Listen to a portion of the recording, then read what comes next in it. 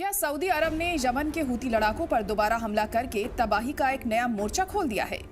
क्या पूरे खित्ते में एक महाजंग की उल्टी गिनती शुरू हो चुकी है? मामला बेहद संगीन है। 3 जुलाई को यमन के आम शहरियों और कुछ खास नुमाइंदों का एक डेलीगेशन ईरान के रहबर आला आयतुल्लाह अली खामेनेई की आखिरी रसूमात में शामिल होकर वापस लौट रहा था। तभी सऊदी अरब ने तमाम हदें पार करते हुए सना इंटरनेशनल एयरपोर्ट पर उतरने की कोशिश कर रहे ईरान एयरलाइंस के एक पैसेंजर प्लेन को निशाना बनाकर मिसाइल दाग दिए।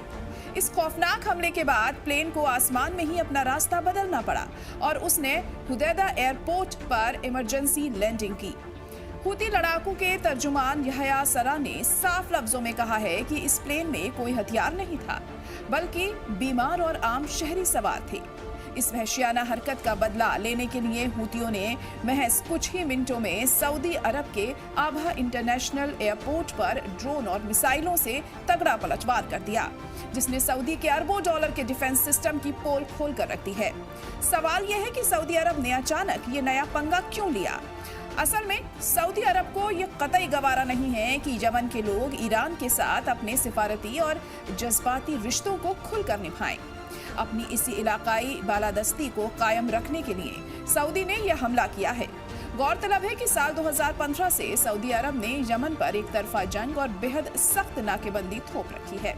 इस ब्लॉकेट की वजह से यमन में दवाओं और खाने पीने की चीजों की भारी किल्लत है। यूनाइटेड नेशंस के मुताबिक अब तक 4.25 लाख से ज्यादा बेगुनाह लोग अपनी जान गंवा चुके हैं।